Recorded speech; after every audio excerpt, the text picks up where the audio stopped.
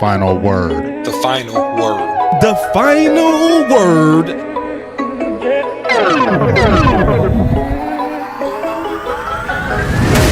Everybody good? Everybody live? Sure. Alright, I'm just making sure. The final word. Because you know it's good to cut it early. Alright. So we will be talking about that defensive end today. You got some holes. All right. You got some holes to fill. Yeah. Holes. The final word. We have holes to fill. Yeah, man. So, how y'all feeling, man? Let me start with my boy Landlord. How you feeling, Land?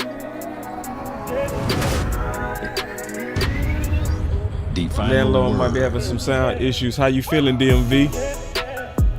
The final Bro, word. I feel good, bro. I feel good. Not necessarily about the team, but I feel good in general. I hope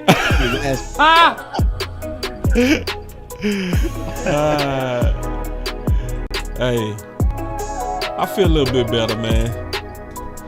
See, y'all gotta watch me, man. I talk myself into some optimism. Final word.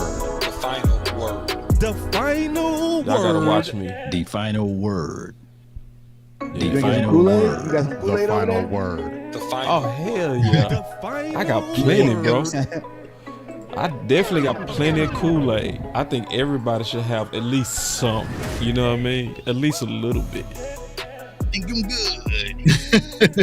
Think I'm good. A better question is, do you have some Kool-Aid? I got zero, bro. Whoa, wait! I guarantee I got can nothing talk you to into tell some y'all, man. Kool-Aid. I guarantee it. I tried yesterday. So to my guy Kevin, great for having me on. I tried to pitch a little bit of Kool-Aid, but I had nothing to serve Cowboys Nation, man, with that. I heard you, man. You sure did, man. You, For free. boy, you couldn't get out no Kool-Aid, could you? I could. I was trying. I was like, Dak and them. It's some good, bro. It's some good.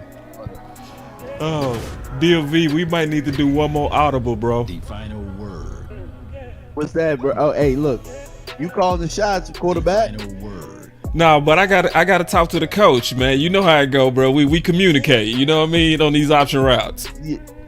I got you, bro. Yeah, so I was thinking, because Landlord called me earlier and I wanted to discuss what he brought earlier and bring it to the panel. And then we go immediately to the draft. Is that cool? Yeah, that sounds cool. All right. I just wanted to make sure, coach. The final You feel me? Yes, sir. All right, man. So, yeah, man, I can tell that the optimism is high.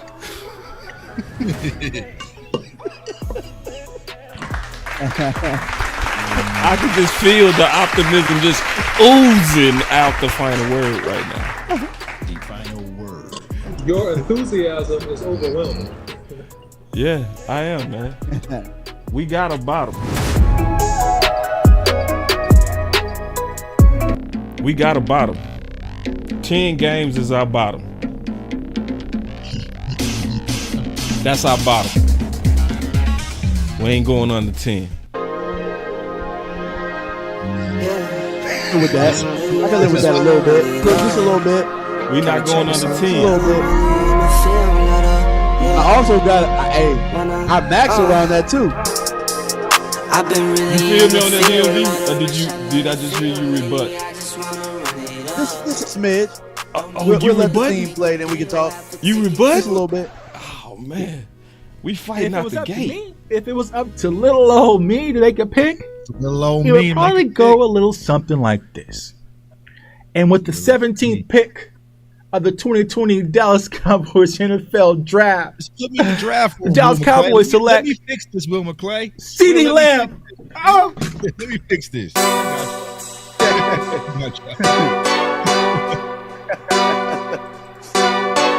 You say Will McClay? You let me fix it, man.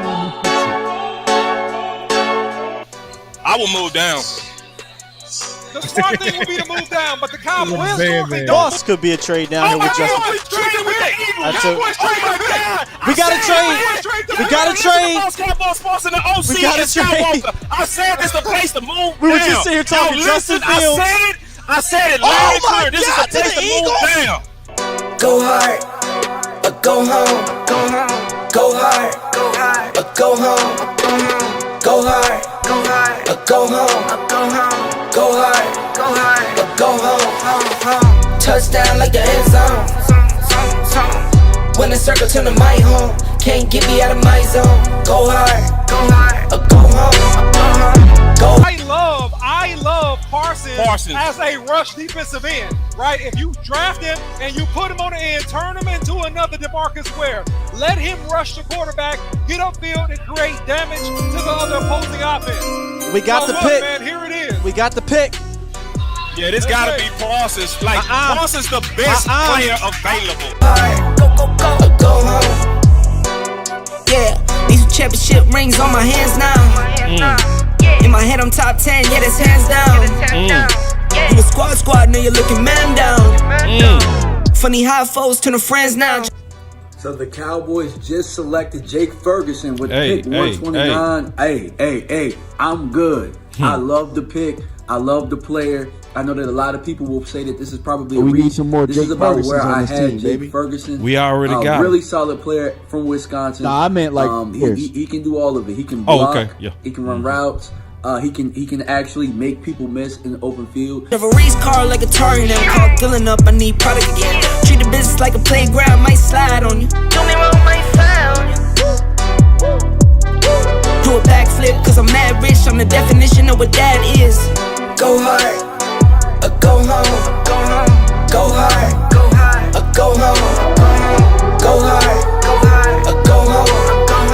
Go hard, or go home. Touchdown like the end zone. When the circle turn to my home, can't get me out of my zone. Go hard, or go home. Go hard, or go home. Or go home. Go hard or go home, man. That's what they say. All right. So, Landlord, man, you had some thoughts to where you called me, and I wanted you to kind of share what your thoughts was, and then we was gonna kind of get into it, share it with the panel. Yes, sir. Okay. Well, I had seen a tweet. Somebody had. I can't remember who had the tweet actually, but I know the topic of discussion was the way that the Dallas Cowboys like to use UDFAs. And it was a problem for me. I was very much so in my feelings because I ain't gonna lie, I was in shambles when I called balls. I'm like, bro, we just don't want to do right. But it was concerning to me because it feels like the Dallas Cowboys see that as a real option to fill voids in your team. So, like, they treat it just like the draft. And, you know, I just don't think that's smart. Like, it's very, very risky. To me, it's like living off your parlay. Like, you're paying your rent with your parlay. You can't, it's not sustainable in my opinion. That's why it's concerning. And it's almost to the point where you will never root against your team, but I want you to know, if this works, we will never get a free agent ever again. This is how we gonna operate. Because look, they've been doing it just fine. So I can't really hate on them. That's what made me kind of feel a little better. They have been getting them diamonds in the rough, finding them needles in the haystack out of this UDFA class. We had the #1 UDFA class, I believe, 2 years in a row. I know we did last year. And if I'm not mistaken, if my memory served me correct, it was the year before last too. So, like they said, it looks like the Dallas Cowboys track record makes the UDFAs, you know, it gives them a lot of hope and encouragement. So think about this. If we are holding back from filling voids with free agency just to look attractive to the UDFAs, to me, that's a problem. You know what I'm saying? That's a problem. So I don't think it's smart for us to use that as a valuable option to fill these voids on our team. I don't even look at the draft like that. So that's why it's a big problem to me. Not only are they using the draft like that, The Dallas Cowboys are using the UDFA class the same way. They looking at it like, oh, I can get a guy from here and fill my void. That's a problem to me. Mm-hmm. But that's the ego. That's the ego. Yeah. You know, because if you look at it, right, not even the UDFAs, man, but also going to the USFL, right, because they kind of hit on Turpin, right, and you saw what happened with Brandon Aubrey. So I think the Cowboys just like making things more complicated than it really needs to be. And in their mind, they think it works. Like, they really think it works. And honestly, like, for me personally, I get more excited, honestly, and I said this on Twitter. I'm not sure if I was the one that had the tweet that you saw, Landlord, but I'm more excited about the UDFA class than the actual free agencies. You know what I'm saying? Like, honestly, I'm more excited about the UDFAs this year than the actual draft, because I know that's where the Cowboys are really going to put up the emphasis as far as trying to fill some of those voids, because he got guys like Earl Bostic out of Kansas who made the roster. We got Wanye, you got Marquise Bell, like the list goes on, TJ Bass. And so in their thought, they're thinking like, hey, you know what? We don't need as many draft picks. We don't have to hit on these drafts because there's going to be some guys like they like the leftovers. Like, you ever have that homeboy, y'all ever have that homeboy but every time y'all go out to eat, like, he just wants your leftovers. Like, man, you gonna eat the rest of them wings? You gonna eat? That's the Cowboys. You know what I'm saying? Like, dog, like, hey, bro, let me get them last of them fries. Like, they just want to eat everybody's leftovers. You know what I'm saying? Can I add my analogy? Can I add my analogy to it? You know what I'm saying? I look at it as us shopping at Ross or Marshalls. You know what I'm saying? Like, we gonna get that polo. Now, we can't control what polo we get, but you know what I'm saying? Like, we're going in there to think, hey, we're gonna look for a polo, and you might not get something that you want. You might not get the very best version of what you're gonna get, but that's how we've been approaching it. That's really where our urgency has lied, if you think about it. They haven't been urgent with anything else. No contracts, no free agents. But as soon as we finish the draft, they be on the phones hard. Right. They don't even make trades up in the draft. You know what I'm saying? So this is their Christmas, bro. This undrafted free agency cycle, which is crazy. But yeah, Landlord, I mean, like, I did a video on it yesterday, bro, saying the same exact thing. When people talk about the Cowboys draft well, they're really talking about the undrafted free agents added on to that. But if you really look at the draft, I did it myself yesterday. The last 5 years, they really hit on 13, 14 picks. You know what I'm saying? But a lot of times people say, well, they got these undrafted free agents, and that's part of the draft. No, it's not. That's the clearance rack. That's what it is. That's the Polo Association, man. They out of season. Polo Association. It ain't Ralph, though. You know what I'm saying? It ain't Ralph, though, man. You know what OC, what's your thoughts on it, bro? Like, you sitting back, man. We ain't heard from you on this. Man, I'm just relaxing, man. I just think the Cowboys are idiotic in their approach. You know, it's the same patient that goes to the doctor, and the doctor says, I got this medication that may speed up your metabolism, help you burn fat. And, you know, well, and the patient says, hey, man, I've been trying diet and exercise. Well, my question to you is, how's that been going for you? How's that strategy been going for you? I think you can get depth in some free agents after the draft. Yes, you can, but you can't fill holes. Starter holes, rotational player holes that you have by that. And the reality of it is that as it stands, the Cowboys have 5 draft picks in this draft. 5 draft picks. And you can make some improvements, but for what you're facing and what the other teams are doing that you need to be a contender, I don't think 5 draft picks is enough. So that's my take on it. I think it's an idiotic strategy. I think that good things come to those who wait, the leftovers after those people who have hustled. That's what I think. And the Cowboys should have hustled, and they have not hustled. That's how I think about it. Damn, man, I hate to bust everybody's bubble. I like it. Here we go. I like it. I do. I like it. Yeah. I think, and I'm standing on it because of this. That's the one area to where I feel like we're ahead of the league. Oh, what's going on, man? Oh, this was going on. Oh, yeah. That's the one area I feel like we're ahead of the league. That's also the one area where I feel like Will McClay has complete autonomy. And because that's where he has complete autonomy, I think that's where he cleans up. You know what I mean? So it does sound dysfunctional, but I think it works for us greatly. You know, when you look at, and me and Landlord was talking earlier, and I asked him one question. I said, was you super excited about Stevens? You know, all of us was super. As much as we love Ferguson, remember Ferguson was like, man, wait till y'all see Stevens. You know, all of us are excited about TJ Bass. You know, all of us are excited about Steele. All of us are excited about Bell. All of us are excited about Wanye Thomas. I think we doing something extraordinary, and I think it's a real good benefit that we are very, very attractive to undrafted free agents. And especially in a class like this, where it's just too much talent, this is also where I feel like we go do 3 years in a row of filling holes through UDFA. And I'm dead ass serious. Can I beg one question about it though? Yeah. Oh, go ahead. Go ahead. You gonna say the same thing, Landlord? You gonna probably say the same thing. Those are future moves versus what helps us right now. Because a lot of those UDFAs don't come in hitting the ground running out the gate. You see what I'm saying?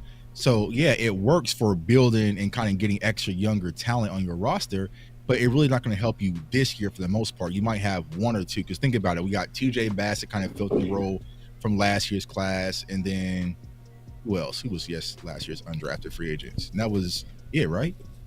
Well, that receiver was the receiver we drafted him just in the we drafted Jalen Brooks. Yeah, he was a 7. So besides Cropper was a UDFA, right? But he didn't play. Jalen Marino Cropper. Yeah. So he was on the team though, right? Yeah, that's what I'm saying. But outside of TJ Bass, like, who helped us last year? Nah, we ain't get anybody to really help us last year. I'm saying, what I'm saying is, I think it's a real good thing that we're attractive to undrafted free agents. You know? You boss. I agree with you, boss. Nobody else has signed them yet. That's why they're attractive. Nobody else has picked them up. They're looking for a job. Right. And initially it gives you depth, but it's not solving starter problems, and it's not solving competitive problems with teams that have been elite in terms of aggressive, and they just have acquired better players. And so the Cowboys are not innovative, in my opinion. The Cowboys are what they have always been, and it's cheap, it's frugal. Now, some of those choices have worked out pretty well for the Cowboys in the long term, but as of immediate this coming season, there are no surefire guarantees. All those players that you mentioned were developmental. They're second and third year guys that are going to contribute to the team. And I don't think that serves the Cowboys well. I don't think all of them was developmental. Because remember, Steele had to start immediately. Steele had to start immediately as a rookie. TJ, his first 8 games, and then his last 8 games, he was not horrible. That's not true. Because the last 8 games, he was not horrible. He was horrible his first 8. We needed him immediately, and he started immediately. We had no other good options but him. Yeah, we needed TJ Bass immediately. TJ Bass didn't start for you this year. He came in and did a great job on backup duty. I'm saying this is not a viable solution to be competitive and win an NFC East and try to win playoff games. This is what I'm saying. I'm saying that it's a cheap, watered-down way to build your roster versus being aggressive and spending money and moving pieces when you need to. Listen, the once in, let me say, 100 or so unrestricted free agents that you get with a steal, you know, is the juxtaposed to the 99 that are not like a steal. They don't turn into a Pro Bowler, right? That's an anomaly, right? And so I'm saying I'm showing you it's not, because you saying steal, but I showed you also TJ Bass. So it's not just steal. He was not a full-time starter. He was not a but I'm saying, so you saying you don't think he could have started this year with what you saw? I'm not saying could he have started or not. I'm saying he was not a starter. Okay, based on what you saw, do you feel good about him starting next year? I feel good about his upside, absolutely, but it has to be proven out. I feel good about his upside, 100%, but it has to be proven out. Can I ask a question? Let me ask you a question. All right. So getting these undrafted free agents, right? Where does going and getting these guys take from the time of getting 1 to 2 free agents that would help us right now to fill a starting role? That's my question. That's a good question, and there is a compromise to me. This is the compromise. There's 2 positions you can't play with this with. Defensive tackle, defensive end. Don't do it. Get some experience. Or you better have some experience up and coming on your team. Everywhere else, I'm cool with it. And see, that's the compromise to me. What are our needs? What are our needs right now? Oh, okay. Yeah, let's look at it. I got it right here. Those are 2 needs. Those are 2 needs. Yeah, it is. But we also said we need to have some up and coming, right? I say we do, especially on one of the defensive ends, with Sam Williams going into year 3, then Fioku going into year 2. You know, I don't really trust that. You know, I'd rather him be going into year 3 before I trust it, right? Because I feel like year 3 is where your defensive tackles and your defensive ends kind of hit their maturity, right? Yeah. So we have a void there that I wouldn't trust a UDFA. I wouldn't.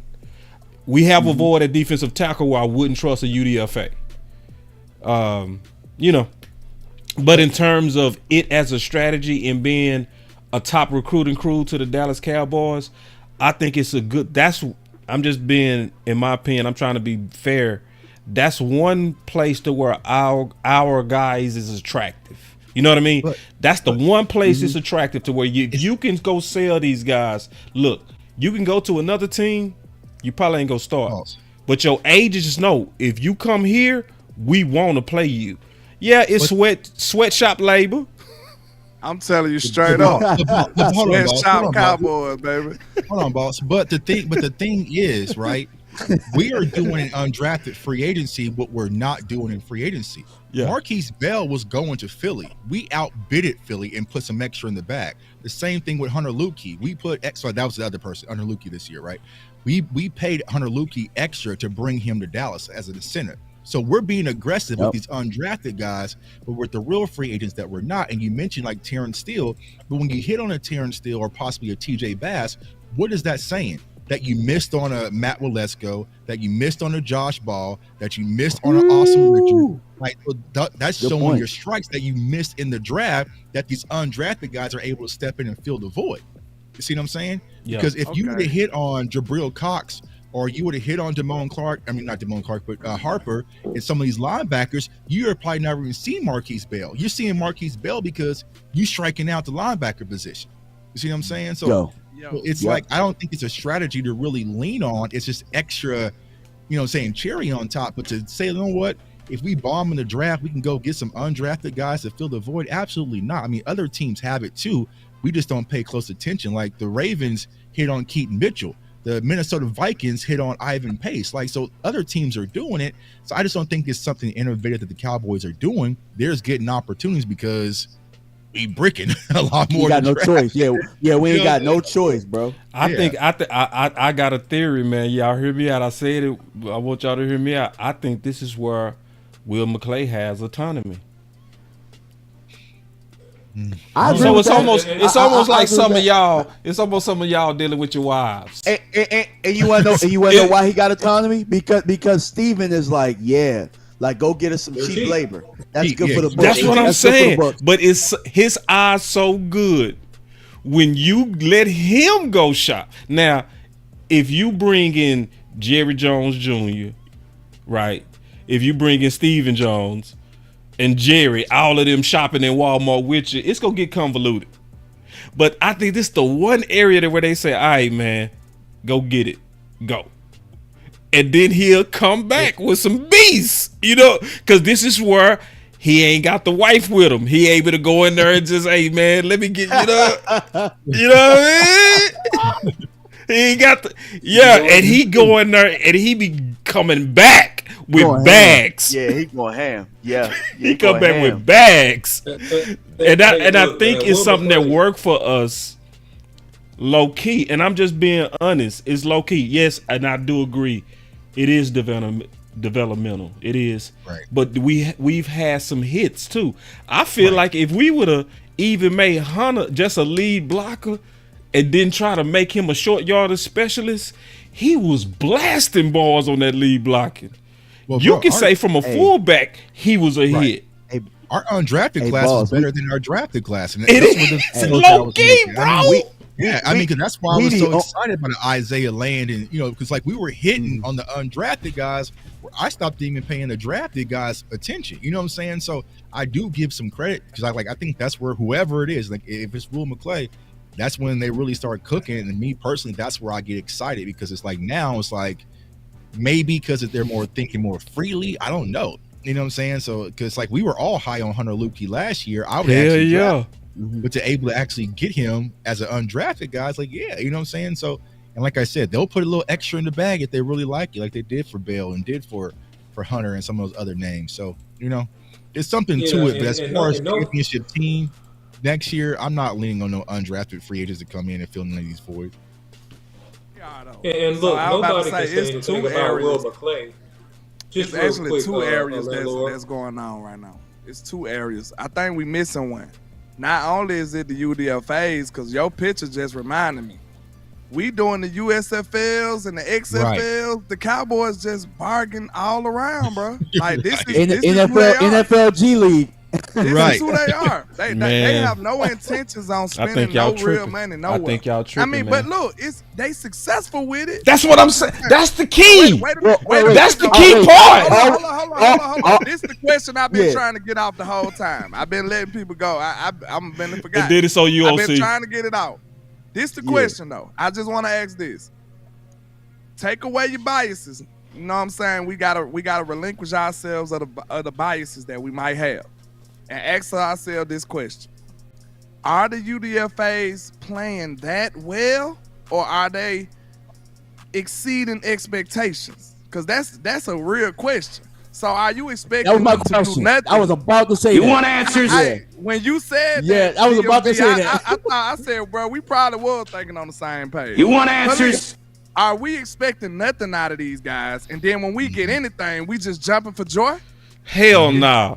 And I can't believe we fighting over this again, Landlord, because I thought we settled this. I see we didn't. Because we debated this on the phone. It's been working on my heart, bro. I'm saying. We debated this. But listen, they just cheap all around, man. They cheap all around, bro. You can't scare I ain't worried about cheap, bro. I'm worried about is it effective? And so this is the deal, bro. And I mean this.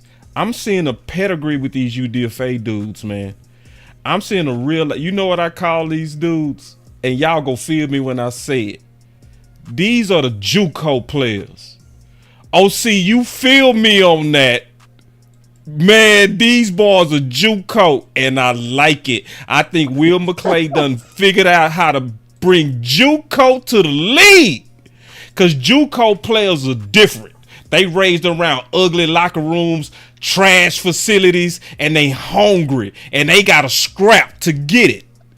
And Will, my opinion, I think this is where Will is working solo, and he done figured out how to get JUCO in the league. OC. Well, nobody's ever, doubted Will McClay's scouting prowess, right? That's not the issue here. But at the end of the day, people are undrafted or they're unrestricted for a reason, boss. And I'm just more in favor, after watching the Cowboys for several years and seeing how they've conducted business, I'm just in favor of a more, what I believe will be a sounder business strategy, meaning that you have the opportunity to spend a little bit of extra capital and get guys that have already played in the league and started, that have stats, that have proven themselves, not guys that I'm trying to come up on a lick. It's like a dice game. Yeah, you're trying to hit a lick. Yeah, you go roll 7s and 11s, but man, you also go crap out a lot. You know what I'm saying? And so they have got some good pieces. Will McClay is great at what he does. We all agree on that. That's not the issue. But it's just in terms of a fundamental business practice. I'm not in favor of it above going with is the surest thing, which a lot of teams in the NFL do, by the way, boss. A lot of the good teams that win Super Bowls and go deep in the playoffs, they do these things, and these players turn out pretty freaking good. They've already played and have numbers and have stats and have all the pedigree already in the league. And that's all I'm saying. A lot of teams that lose do that too. Because matter of fact, the team that actually spent the most money is the Washington Commanders. Well, and you see how we smoked them. We smoked them year in and year out. My point is this. That's true. My point is this. My point is But this. done appropriately. I think we and fighting measured, what's boss. working. I'm just keeping it real. Well, I was gonna say It's we got about is it cheating. working or not? Because right now, because the D.M.V asked the question. Oh no, it was Landlord. He said, "Are we just happy because they worked out better?" No, because Terrence Steele, before he hurt his ACL, all of us agreed that he was playing like a first round. All of us would agree on that. All of us would agree that he was our best run blocker. That is like way above home runs. That's a fact. That's a fact. That's a grand slam. You know what I mean? We can even say that we got some grand slam potential with some of these guys, like out grand slam. You know, so if it's working, I'm not gonna fight it. My only thing that I'm gonna say is this: I just don't trust it in the trenches. That's it. That's all I'm saying. I trust them everywhere else because it's working. Well, what do you classify as working though? Like that's the thing about it. Like listen, we trying to take another step, boss. That's what I'm saying. Right. It'll work fine for 10 games. Right. If that's what you want. No, you put that in my mouth. You put that in my mouth. You put 10 games in my mouth. I did not say that. Landlord snuck that word into me that I didn't say. Well, you did say it. You did say it. You did say it, boss. You said it in the beginning. I didn't say that boss said winning is 10 games. I said, what do you classify as working? I can tell you myself what I classify as working. Okay, before you say that, I just want to say this. All right. If you consider what we've been doing as working, I would have to disagree because it's not working to what we want. Because our main goal is to what? Elevate and make it deeper in the playoffs. At least deeper. Right. We ain't even. Well, if you want to blame the UDFAs for us losing the Super Bowl, you can do that. You can do that. If you want to really break this down to a micro level and break down, because you asked, is it working? I got to answer that question because I can tell everybody want to fight me one at a time. I know I'm getting jumped right now, but it needs to be one at a time. Who want to fight boss first? Who want to fight boss first? Let me know. Who want Thanos first? You know I'm undefeated. Somebody got to tell me who wanted first. D.M.V, you seem like you want to smoke the most. Let's go. Hold on, boss. Hey, look. Tuck say he wanted. Tuck say he want to smoke. Well, let's go. God dang it. Easy knockout, boss. So you telling me that the Cowboys got more production out of Marquise Bell than they would have got out of Bobby Wagner? No, I ain't say that. Okay, all right, easy knockout. No, that's not no knockout. That's a false equivalence. Good attempt. Good attempt. No, because the question was no, because Landlord didn't ask that question. He asked, how do we call it success? This is success. When you can say you trust Wanye over Curse, is that success? Yes or no? Trust him over what? Over Curse, is that success? Starter grade, is that success? Yes or no? But wasn't he an undrafted free agent somewhere else too? No, he was drafted. He was drafted to Minnesota. Was he? Yes, I'm certain. But we got production out of Curse. Oh, so y'all gonna nitpick me now? Y'all gonna nitpick? Okay, y'all want to answer the question? Okay, that's cool. Well, let me go to the next one. Was Bell a quality starter or not? Yes or no? Yes, because we got drained out. Bro. But still, was he a quality starter? Yes or no? No matter how it happened, when he got his chance, did he break Dallas Goddard arm like a true JUCO player? Yes or no? He was a quality starter, and every day we come on this show talking about how we needed more linebackers. We were trying to replace him. We were trying to get him out of there. No, okay, no, we weren't trying to replace him. We was trying to move him to a smarter position, Tucker. You know it, because all of us would take him quick at safety right now and be like, "That is the starter. Don't touch him." We would take him as strong right now as the starter and wouldn't blink. Yes or no? Starter, what position? Strong, in the traditional strong. Not one of these old hybrid. I would put him over Donovan. I would put over Donovan. Okay, so that's not a win. That's not a win to put this dude over a Pro Bowler and he undrafted. That's not a win. Are we kidding? But boss, look, bro, we get all these undrafted free agents, bro. We still broke. We still broke. Wait, no. I'm not switching to money. I ain't switching to money. I am talking about effectiveness. Okay, you telling me? No, we going one by one. You telling me? And we broke. Are you telling me still it's not no super quality starter? Are you kidding me? We got 1 year. Right now, no, but that's because of injury. Man, I can't believe y'all, man. Listen, I still wasn't a liability last year. Damn, I didn't think I came in here to whoop everybody. Still wasn't a liability. Damn, I lied to all y'all up and just knocked y'all down. This was so easy. Go down higher. Undrafted guys are better than free agents we could have got in the free agent market. You know when it's my turn. You know what I'm saying? Hey, go ahead, Landlord. Go ahead. All right, I'm just saying this, right?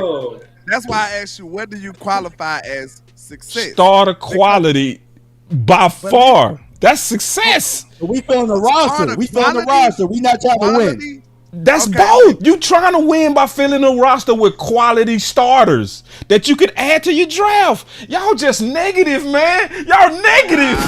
Y'all negative. We no sugar in them, bro. Not today. Just flat. Tom just asked you one question, Bobby Wagner or him. I just want. That's a false equivalent. Okay, I can do that all day. I can do the same thing to him. I could just throw out a name of Deion Sanders. No. I can play that game. Deion Sanders or Bland. We're asking you. Come on now. I can pull up any hypothetical. That's a false equivalence. No, bro. That's not how we do it. Marquise Bell at linebacker. You know what I'm saying? We saying you're only having to hit on these undrafted guys because you're not doing what you're doing right now.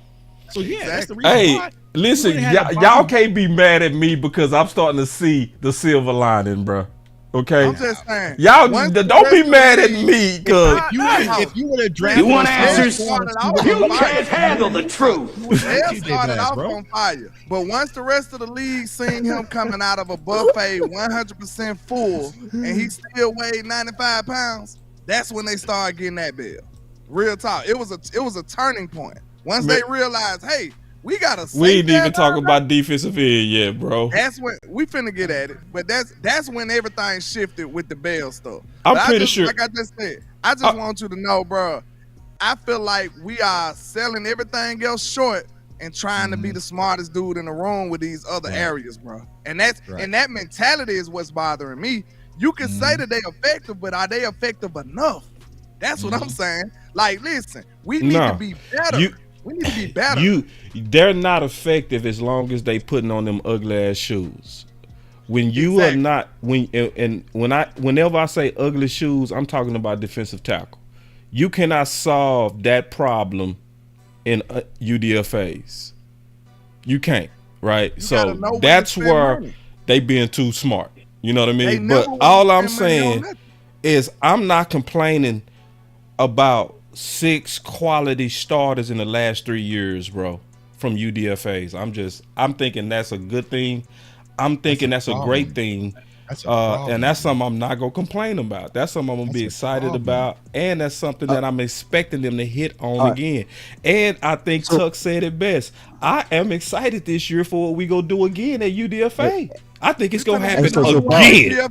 Hey, boss, I got a question. Boss, I got a question. So you said that was 6 in how many years? About 3 years. In 3 years? About 4. So I got us hitting, like in my notebook, I got us hitting on 7 draft picks in the 3 years. Yeah. That's a problem. That formula, the formula, the formula doesn't work as well when you're Why not is it a getting free problem agents. when they are getting sweatshop ties? No, that's not the problem. See, they can do that and get free agents. That's my issue. Why can't they do both? Listen about this. This probably the best example I can give you. Would you rather Will McClay shopping like he's shopping now? Just imagine Will McClay with Howie Roseman freedom. Bro, we would win about 10 Super Bowls messing with Will McClay. If he was able to do anything he wanted to do. This is what we desire, boss. This is what we telling you. You want to let Will McClay stay at that level and shop at no, that's not true. That's not true. Like. I know it don't. No, wait a minute. No, because you misclarifying what I'm saying. Can I tell you what I'm saying, and then you can correct me? Go ahead. I don't want Will to stay where he is. I want the strategy to stop at defensive tackle and defensive end. Everywhere else, I'm cool with it. That's what I'm saying. You're not getting it though, because listen, if you give the Joneses that much power, they gonna take them out.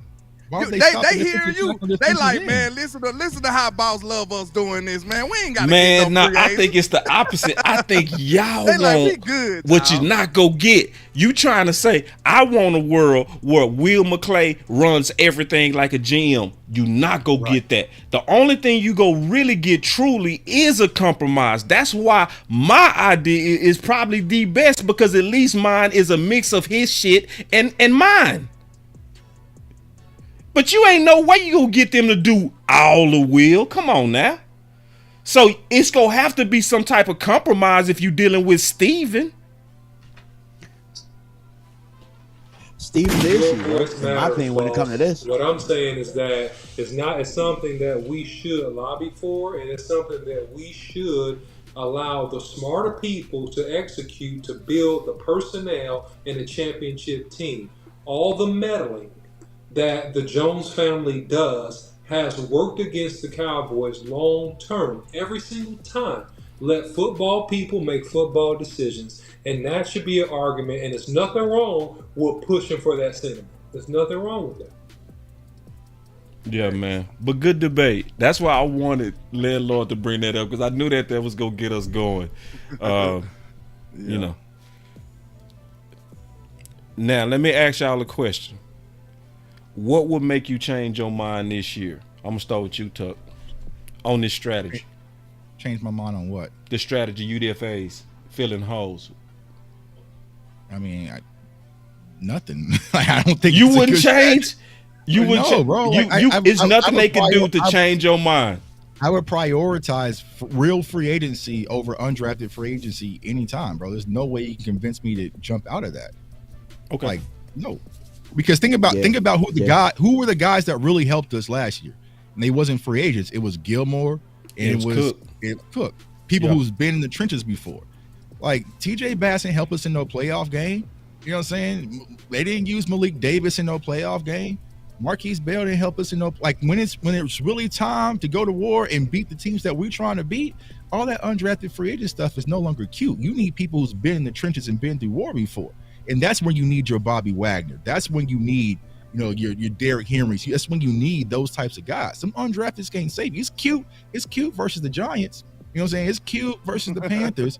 But when you get to the trenches, they don't care nothing about that, because them Baltimore Ravens, they're going to have a defensive line that averages about 30-something sacks a season. They don't give a damn about your undrafted free agent left tackles and right tackles out there, because it's a cute story. So for me personally, it's always going to be prioritize free agency, real veteran players, over just hoping to get a few extra guys in the undrafted free agency market. You know what I'm saying? So that's where I'm always going to be, bro. So honestly, but I know the Cowboys' philosophy, they feel good because like Landlord said, there's people like Boss like, well, we do pretty good undrafted free agents because you brick it in the draft. You brick it in the draft. Airball, you have all these draft picks. How many draft picks we have last year? Seven rounds full of draft picks, and missed on them, like pretty much all of them. You know what I'm saying? So yeah, there's some opportunity for undrafted guys to step in and fill the void because you have half your draft class who was inactive last year. Yeah. What would it take for you to change your mind, D.M.V? A couple things. It would take us getting Dak and CD's deals done in order to create space for the post-June 1st cuts, because after the draft, there are going to be some guys that are cut off of rosters that could help us. And if we're not in the position to do so, I can't get excited about anything. And so let's piggybacking off of what Tuck said. But if we can't get our our key contracts done like they said they were going all in on, then there's nothing to be excited about.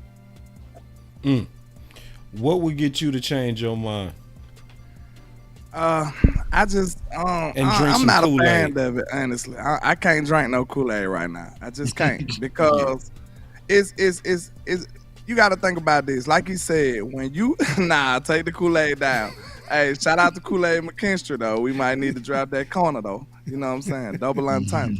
But yeah, man, I just don't really see I don't see it being smart, man. Cause look, it's like we got water guns. Everybody else got real ammo. Everybody else loading up with real ammo, live ammo.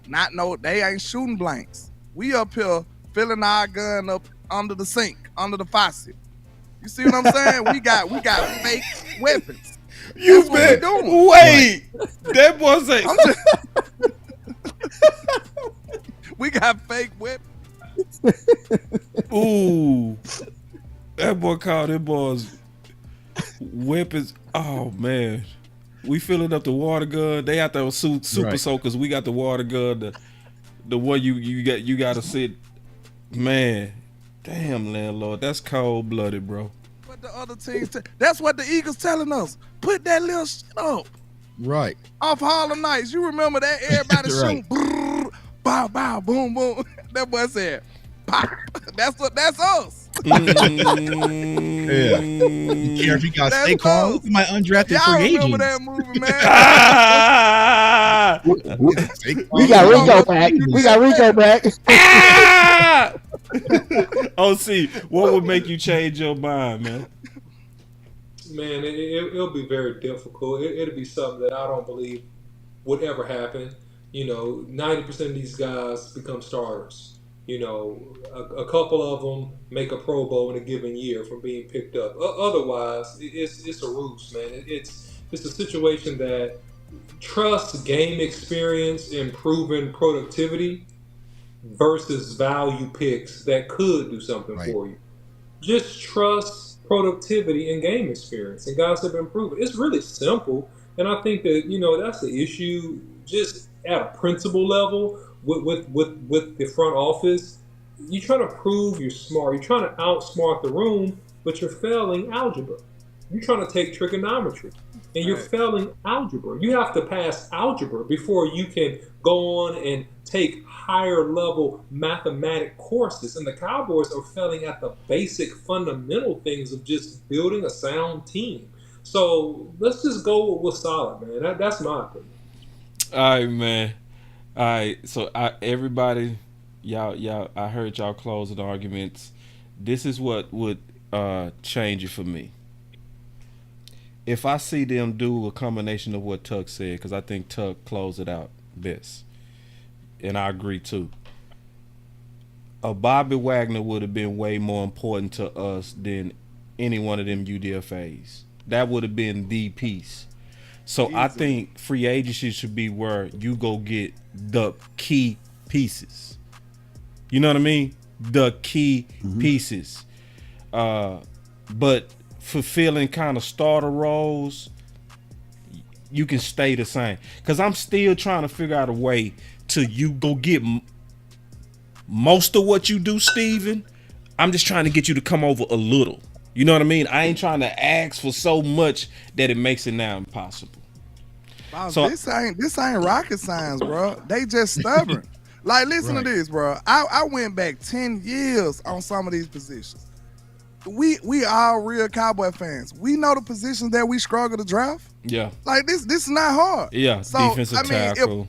Safety, linebackers, we get good ones, but they be hurt. They don't last long. Like we gamble in the second round. Exactly. Right. So this all I'm saying. It's obviously that they are stubborn and just bullheaded. Because think about this: if you know you can't draft this position, go buy it. Like what's so hard about that, man? Like we'll have a much better team, bro, If we can't, at least if they struggle did year that. after year, Yeah. if we struggle year after year, boss, that's why I have minimal hope, because I know that they know better, but they won't behave like they do. You see what I'm saying? Bro, we've been struggling drafting defensive tackle for years. We've been struggling at safety for years. We just collected safeties over the years, and then it ended up working out. Like, bro, we've been struggling with all these positions. If you're a real team trying to win now, it's a simple solution. Yeah. We suck at this. It takes self-evaluation. You have to look in the mirror and say, hey, we suck at this. Let's go buy it. Let's take somebody else's.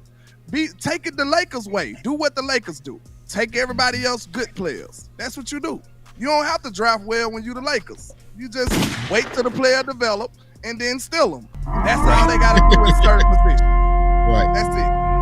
All right, so we doing an audible. We usually do the draft simulator at the end. This time we go do it at the beginning. All right. So we gonna assign a GM this time. It was me the first time, then it was Tuck the last two shows, right? So I think because you was the GM the last time, right, Tuck, when we finished out, because you went defense. You was we need somebody that's the veto. We need somebody that's the veto guy. Who go veto when the tiebreaker? Who the tiebreaker? Let it be OC. Let it be the OC. OC, you the tiebreaker, okay? More level-headed guy. Yeah, you the tiebreaker, all right? Because sometimes we get into these fights on here, bro. Because here we go. All right. Let's get. Oh, let me put it on fast. Give me a second. I know y'all so impatient.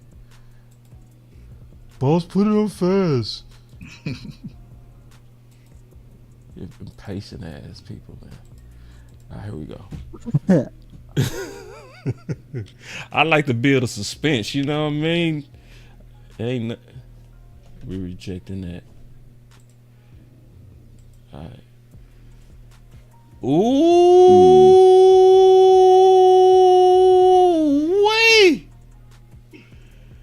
Ooh-wee. All right, so let me look at these tackles. All right. Tackle got swallowed. Let me look at the wide receiver. I see some temptations on here. I see a couple of temptations. Man, don't do me like that, boss. Y'all know damn well we ain't drafting no receiver. This defense, bro. To me, hey, since y'all scared, I'ma say it, you got to go with Chop. Especially since we talking about defensive end and he on the thumbnail. Yeah, I'm between Byron Murphy and Chop. Hell yeah, I'm going Chop. Are y'all rocking with the line how it's currently constructed? We need I'm rocking with the line. Our D line might be in worse shape, bro. Low key. True. Our D line. Yeah. And there is a way to you can make a starting line out of what we have right now. You can. You know what I'm saying? Yeah. So knowing that you can, we can go somewhere else that's a true need too. And this is a good player. I'm saying Chop or Byron Murphy. But I think I gotta go Byron Murphy right here, bro. I think I gotta go Murphy too, bro. I think I gotta go Murphy. That's Tuck, you so quiet, man. What's wrong with you today, man? Nah, I got game day, bro. But Chop Robinson easily is the pick right here. Ooh, we got us a split. Yeah, I ain't mad at either. I'm not trying to stop. I'll go over Chop. Be tackle like that's. Maybe we'll undrafted, but no, hell no. I'm not trying to stop the run. I'm not trying to stop the run with a defensive tackle as a rookie, because defensive tackle as a rookie, it takes them time to develop. So if I'm in for this year, Chop Robinson is the most versatile, war disruptive machine pretty much in this year's draft. So I'm going with Chop Robinson easily out the gate. You talk me in the Chop, bro. You talk me in the Chop. OC. Yeah, Chop Robinson and Micah Parsons, same defense. I'm with Chop. Let's get it. We can move Micah back. So you know what I'm saying? Chop almost my top. Hell no. He not? I'm talking about this trade. I'm talking about this trade. Oh, okay, yeah. Yeah, Chop. You like Chop better than Dallas Turner? Hell nah.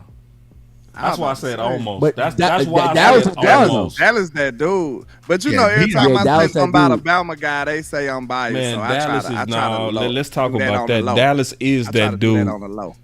Dallas You know? is that dude. Yeah, he a monster. Yeah. Man. He is. I mean, he just ain't gonna be available. Dallas for remind us. me. No, he ain't gonna be available for us. But No, That's he- why he's I gone. asked it at the He's beginning gone. of the show. Are we talking about just in general or people that we can actually draft? no, we talking about the people we can actually draft. That's why we was talking about Chop. Yeah. All right, back to the draft. Adrian Cooper. Yeah. Man, we could say screw Yeah. linebacker. Man, Man, I'm telling Patrick you, bro. Paul, man. Yeah. We could You say know what? screw No, linebacker. wait, guys. I would take a different look at this, being that like we talked about the O-line, Zach Frazier's sitting right there too. That's your starting center. So that might be something we might want to debate and think about. I think Adrian Cooper's the better player here, but that's just something to think about because I mean there's still some centers on the board. We might want to see how the centers are falling, but that's just something to think about if you want to take your starter here or if you want to go ahead and get your linebacker. Somebody said, you know, we don't need Adrian Cooper. I think it was Landlord, but it's just a thought. You know what I'm saying? Like, any takers for Zach Frazier? I want Patrick Paul over Zach Frazier. If we going cheap, I'm gonna try to use some of that cheap mentality on the positions I don't want to draft. Shit. Hey, hey, you know what I'm saying? At least let it work out for me. You know what I'm saying? At least let it work for me sometimes. So screw We technically have a center right now. Technically, That's right. if you want to throw We Hoffman in technically there. already We do. got a Come a on, line. bro. Let's do it then. Let the cheap mentality benefit us sometimes. But then all I'm I'm also looking at the upside of Patrick Paul. Super upside. And that can present you not just a tackle, but a tackle going into a room with the best soil. You putting that seed with the best soil. So you go likely get that upside. So you'll take a guy like him and he'll really by next year be playing like a top 15. I said ain't no way we don't draft a defensive tackle and an offensive tackle or center in the first 2 rounds. See, we all over on this one. That's why I like. I like how we all different on this one. Yeah. Now my pick is Adrian Cooper. You know what I'm saying? I'm with Tuck on this one. I'm like knock it out the park. Hey, screw it. You know what I'm saying? If you mess around and give Mike Cooper, Adrian Cooper, Chop Robinson, and Micah Parsons, he's going to go crazy. And those ain't gonna have no receiver left. There will be receivers left. Nah, I ain't being biased to Houston. Boy, say Houston. I ain't being biased. Yeah, that would be a phenomenal defense. That's 2 players right now that's out the box that fill some holes. That's ready to go. But this is my pushback. I don't just look at the players. I look at the soil. Right? Do you like the soil where he's going, where he's being planted? Who? Cooper. Adrian Cooper. Yeah. Yes, because I like the coaches. With because I like the McCurley, coaches that's with what him. I hate Scott McCurley. Yeah, but it's Gunther though. You know what I'm saying? Like McCurley just Is it Gunther? Really, it's gonna be Is Gunther. it? Yeah.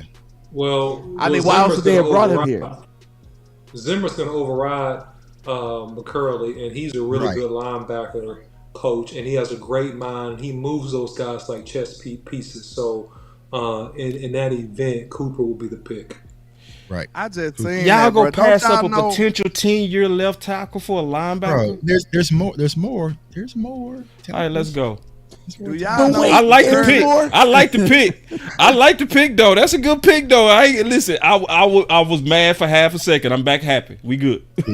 Because I would be very excited about the defense I like right the now. linebacker though. Ooh, I would be excited about the defense right now. Ooh, let's go. I'm gonna grab the cup. I'll grab the Kool-Aid cup. You know what I'm saying? When y'all drafting a running back? When y'all drafting a running back? Because they running out. This round. Yeah, you definitely got to draft it right now, and you got to get Braylon. This is no brainer to me. No, wait. Before we take the running back, I just want to say our draft strategy has changed, in my opinion. It has. Now we're probably looking at getting a center opposed to a tackle. You know what I'm saying? Later on, or you know what I'm saying, in the mid round. They're not going to get a center, y'all. I don't think so either. They're gonna go with So Hoffman. y'all think they going tackle? Yeah, I think they gonna go with a versatile player. They not gonna just go with a player that does one position. I think this the question. Do they like Hoffman at center more than they like moving Tyler to tackle? I don't think they really want to move Tyler to tackle. I think that's what I'm saying. They gonna as of right now, I would say, this is just me saying, I think they're considering Tyler a guard right now, and depending on how the draft falls, then they'll move him out and try the TJ Bass experiment, or if they get a guard, they'll move him in. So, but like I said, if they hit on one of their tackles, which I think Jordan Morgan is going to be the pick if he's available, then Tyler will stay either guard or tackle. They'll interchange those two. But right now, how the draft is going right now, though, we got to kick him out based on how the draft is going for us right now. With what we picked right now, he has to go out to left tackle. Right. Yeah. Based on what we doing right now, he has to. Yep. Our last pick, to me, is Braylon. Any objections? Wisconsin. You like him over Blake? Or the running backs that's left? Blake Carl right there. Running backs. Will Shipley out of Clemson. I mean, I think you got to go Braylon. I think you got to go Braylon. Yeah, y'all want y'all big back, so you got to go with Braylon. Yeah, I want 4-4. I want 4-4. We got Rico back. Yeah, I want 4-4. But he ain't ran no 4-4. He didn't run the 4-4. I don't know. Yeah, at his pro day. He didn't run it all in his pro day or combine. Blake didn't even run a 4-4. Yeah, it didn't look like he ran no 4-4. Yeah, so Braylon's probably like a 4-5, 4-6. He looks 4-6. Yeah, but he's a big back and he's only 20 years old. How tall is he? Like 6'1". Like 6'1". Okay, 6'2", Will Shipley play real tall too. He run straight up. He looked like he about 6 feet, but he ain't. Yeah. He run like it. I would go. He run like it. Yeah, I would go with Braylon over Shipley. Yeah, let me see who. Yeah. I like Will Shipley though, but he just runs straight up. Yeah. Yeah, for me, the best running back is Blake Corum. Like, he's the best. I was asking, would you take Allen over Corum? Because I like Corum too. All right, well, let me ask y'all a question, because who do you feel like I'm gonna put on the clock? Running backs, yeah. Who do you feel out of these two running backs? Right here. Like, I mean, playoffs. Which one of these guys do you think shows up? I kind of think Blake Corum shows up. That's a good thought. Braylon Allen. Yeah. That's a good thought. He's the one who just ran the team to a national championship. You know what I'm saying? Like, there was literally full halves where they didn't let JJ McCarthy throw, and they just gave him the ball to get it out of there with the victory. So we gave Zeke mad props for that. Big game is Blake by far. Big game, big moment versus San Fran on the road. You gotta go with Blake Corum. You know what I'm saying? But if you're looking for upside, it's Braylon Allen, because, like I said, he's only 20. I mean, he just turned 20 years old, I think. You know what I'm saying? So he has that upside potential. I'm leaning on Blake now. I would go with. I would Blake, but I know Dallas with Braylon. They want a Zeke replacement, man. Because that's short term. Because I want to win a ring within the next 2 years, I like Blake. But I like Blake too. But the guy that got less tread on his tires, Braylon. Right now, it makes you ask the question: are we even in win now mode right now? Shit. That's the thing. You know what I'm saying? That makes you ask that question. Right? Are we really in win now? Like, are we drafting for next year's squad? You know what I'm saying? That's a good question, Landlord. Because we got a minute on the clock. According to Tyron Smith, you know what I'm saying? OC, what you think? Yeah. Man, in my opinion, man, I think that you go with a thudder, a guy you can ride down for 4 or 5 years, which would be a bit tougher Wisconsin back. I think Allen will probably be the pick. You the president. That's the pick. That's what I think. That was efficient, man. That's why you got to have somebody that make the final decision, man. I like that, man. That was good. I'm gonna screenshot this. Now, before let me screenshot that real quick, because I said I was gonna do that last week and I didn't.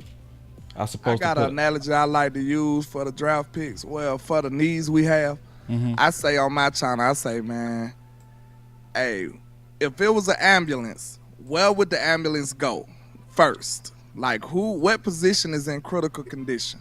Like, would they pull up on the defensive tackles first, or would they pull up on the running backs first? Like, who would they pull up on first? The ambulance. Who is in the worst condition right now?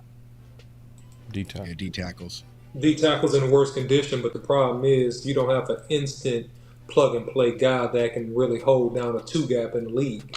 I don't think you got that guy in this draft. So that's the issue with pulling the trigger on the D tackle. That's my opinion. You guys may see it different, but I think running back is your safe bet. What's that? So by default, you'll have to. Excellent. So by default, you'll have to take a tackle. By default, you are the running back. Yeah, by default, you're looking at it. I want to run something else by y'all before we do another draft, just conversational, and then get into the defensive edges. Okay. I said this because I'm really trying to train my mind to kind of see this like the Joneses from an opportunity standpoint. Okay.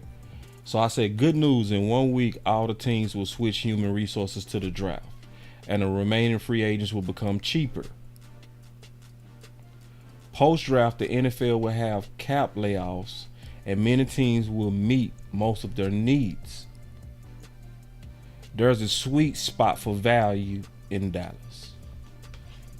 So, like, that same thing happened with Georgia Loca with Jesse Bates. You know, Jesse Bates was drafted, and Georgia Loca was one of the Bengals' highest paid safety. They let him go for cap purposes. So I think the areas that's the deepest and the teams with the least amount of cap space is where those opportunities are going to be. You see what I'm saying? Mm-hmm. Right. So receiver, like teams that's going to move on from receiver because it's a deep receiver class, it's a deep tackle class. I would also say it's a deep edge class. Would y'all agree on that? Corner. Corner too. Yep. Corner too.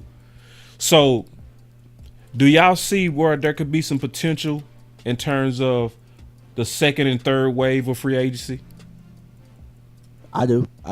For certain. Actually, when I made my earlier, I might have saw your tweet, and it made me think. And that's why I was like, but we're not even in a position right now with our contract situation to even make a move on some of these. You know what I'm saying? They might be cheap, but we still have to make maneuvers in order to, you know, be in a position to get some of these guys, you know, and we still have to pay our draft picks.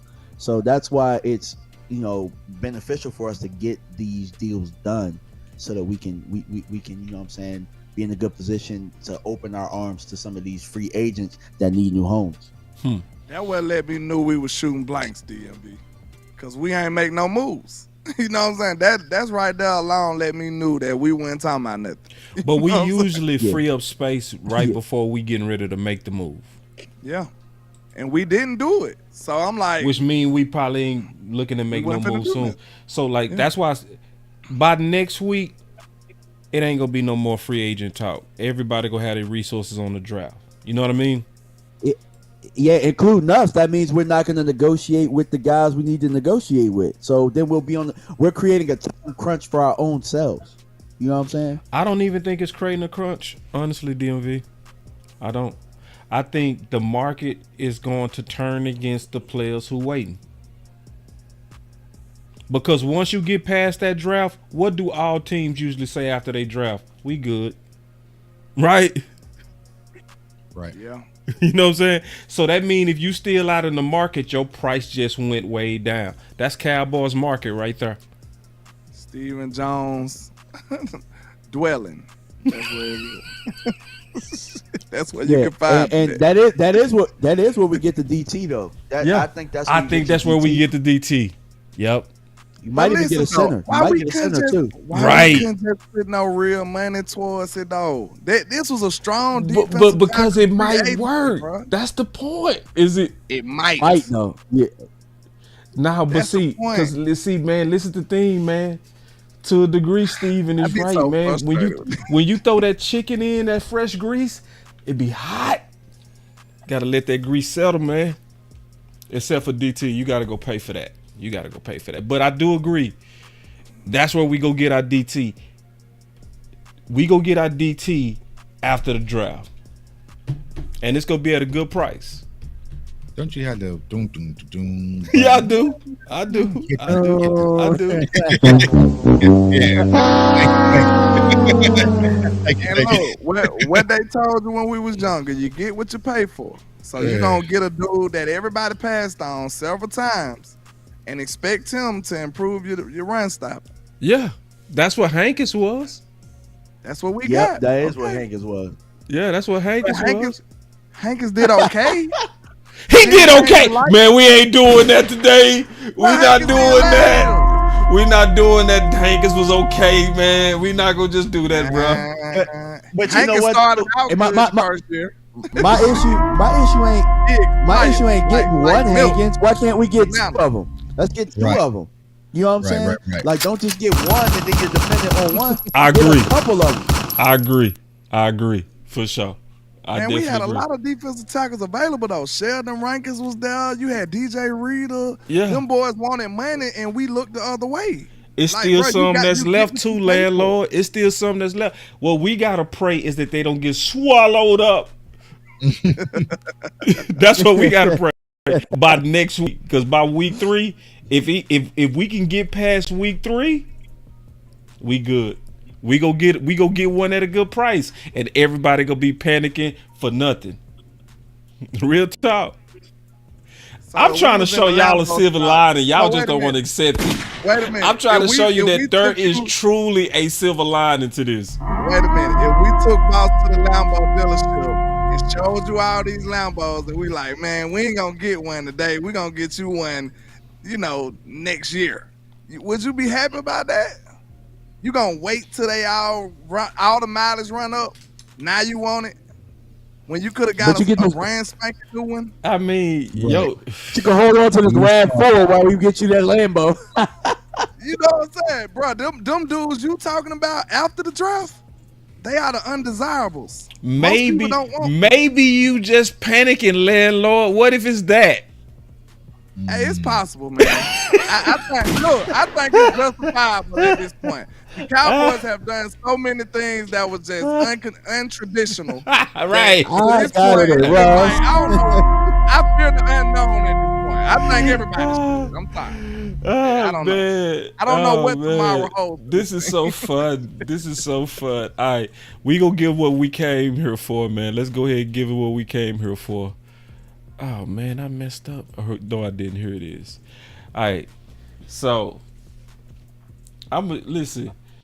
So D.M.V, you sent me your list, man. So let's talk through your list first.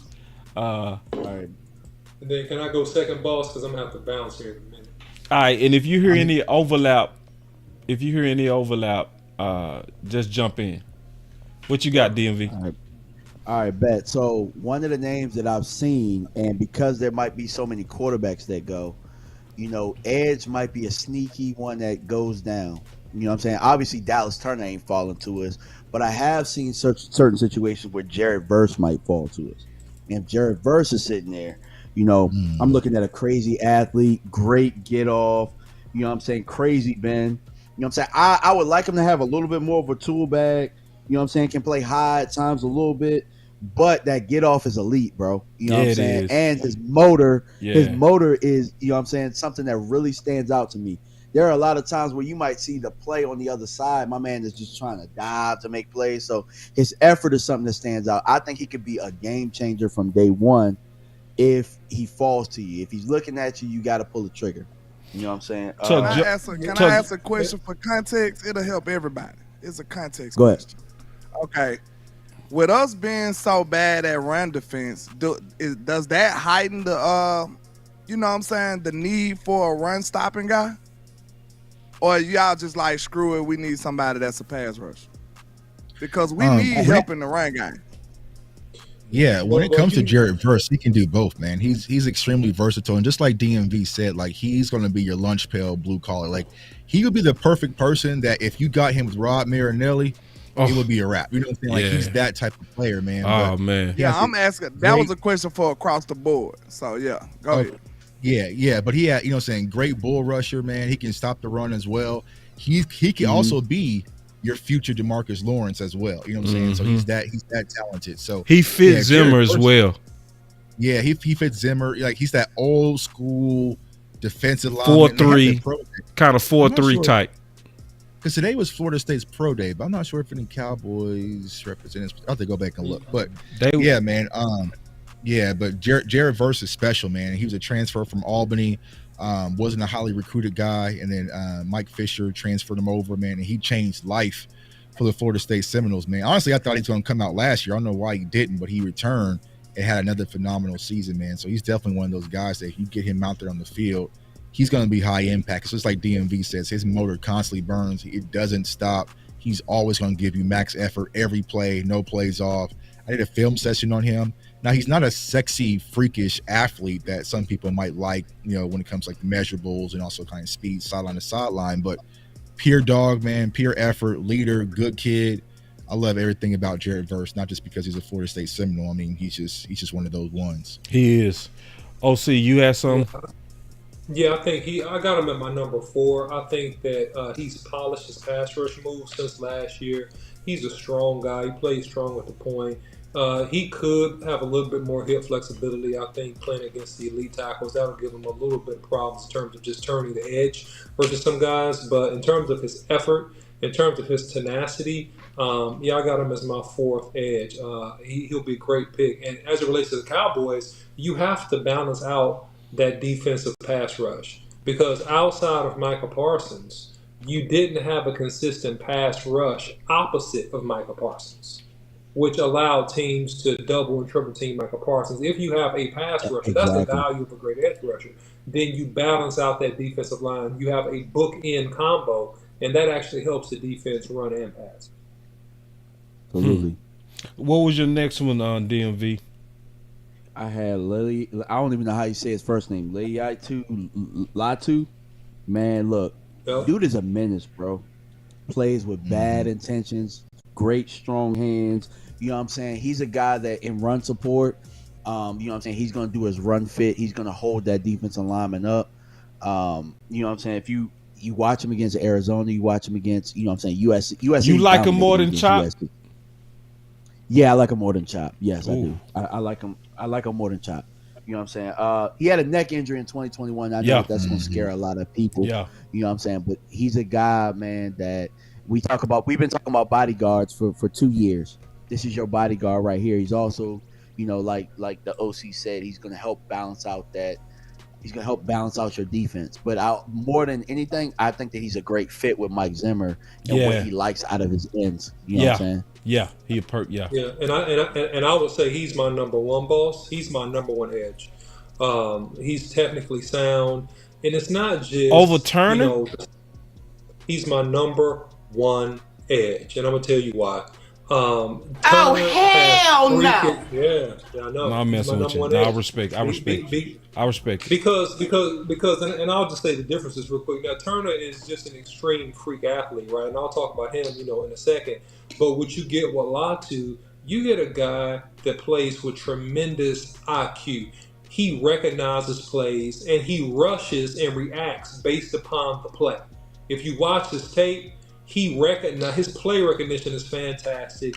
He plays with tremendous hands. He never loses a hand fight versus an offensive tackle, which is very, very hard to do. And that's the thing that's going to translate super well. He has a good get off. He has a length. He knows how to stick. He knows how to swipe hands. He knows how to rip. He knows how to swipe. He can bull rush you.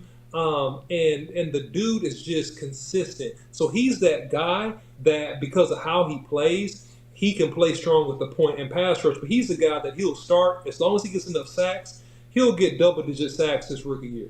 He's that guy. And I just like his IQ, which is above Dallas Turner. He's above Dallas Turner in terms of IQ. In terms of football IQ No. Wait. You said double-digit sacks year 1? He's a double-digit sack guy year 1 if he gets enough sacks. OC said it. It's going to happen. Yes. That's what I said. Yes. Damn. If he gets enough sacks, if he gets enough sacks, so I believe him. 100%. I mean, I can see it. I mean, he's not far off, man. I mean, Lealtu, he's one of those ones. Like, it's the only reason I personally have Dallas Turner over him is because of the neck surgery. That's the only thing that would slightly scare me. But just like OC said, I mean, if you go and watch this kid at the Senior Bowl, I think Big Game was out there. I'm not sure if he interviewed him or not, man. But this kid has been smoking everything, in this draft journey, and then also what he did at UCLA. And they got some other talent there at UCLA we probably talk about, with the Murphy twins. Some twins. They got some twins, Gabriel. Yeah, man. But he definitely jumps off the screen. He's just one of those guys. And I agree, maybe not 10, but he's going to get you 8. You know what I'm saying? He's going to get you 8 or 9. You know what I'm saying? Just off of purely effort alone. And he'll be one of those guys that will be kind of in that Bosa-ish conversation. Joey, not Nick, but like that Joey Bosa type feel, man, because he's just power, speed, violent hands, can bend the edge. Like, there's really nothing this kid can't do. Like I said, the only red flag I really got on him is just the neck surgery. It's not just a neck injury, neck surgery. So when it comes to the Cowboys, we'd had enough of that. But if he's there, man, you snatch him. Body and mind. Dude beat you with body and get up out mind. of there. And technically, he's the best. Technically, he's the best pass rusher by a good amount, in my opinion, out of these top 5. Go ahead, guys. Yep. Yeah, I'm gonna tell you some film that I think everybody need to go watch. Go watch Duke versus Florida State. Just go watch that matchup. Go watch that. That's a good matchup. That guy Jared Verse was banging with Barton Graham, though, man. Yeah, he was. Yeah, they both got some shots in. That's my point. You know what I mean? Yeah, you can see, and I wanted to really watch that because it was first round versus first round guy. You know what I mean? So that's what I often do that. Yep. Yeah, I want to see what do you do against league talent. It was a good back and forth, bro. The NFL. Yeah. Right. What's next on your list, D.M.V, unless you had some, Landlord? Yeah. I do got a small school guy, not really small school, but the Jonah Ellis kid out of Utah. I kind of like him, man. Yeah. I like him because a lot of people are overlooking him because he had an injury towards the end of the year. And but he got a football bloodline. His daddy played football, his 2 brothers play football. I think that's a good, that's a good attribute to have. And he really played like a dog, man. He got a lot of good, you know what I'm saying? Yeah, he got good bend, he got good motor. He got a lot of things that's working in his favor. He is a white boy, but they different when, you got the tenacity and you play like he play. He kind of reminds you of a dollar store J.J. Watt. You know what I'm saying? A T.J. Watt, one of them guys like that. But he plays with that type of tenacity, and he got a motor. He don't stop. He's relentless. I like all of that stuff. He got a good spin move. This dude got a tool belt too. Yeah, he definitely got a good tool belt. He's somebody that's for sure. He's somebody that's undervalued right now because I think when he got his injury, he kind of tailed off. So I think a lot of people gonna sleep on him, and I think the Cowboys will be able to come swoop in and get him, and then we can get that value that Stephen Jones likes so much. So, I think this is these are more outside linebacker rushers than 4-3. Yeah, this is a 3. If you run a 3-4 defense, you want this class. I get what you're saying. It's a lot of stand-up edge rushers on this one. It's not a lot of. They'll be better standing up. Yeah, this class, it's a bunch of them, and the size of them. Most of them is 6'2", 6'3", 250. They Michael Parsons size. You're not seeing this class the 6'6", 260s, 270s. You're not seeing it. Well, there's one. It's one, but it's I was about to. Here's my next one. Here's my next one, Tuck. Who? Darius Robinson. Yeah. Darius Robinson, Mizzou. Yeah, that's that. Like we used to kind of do Dan Quinn.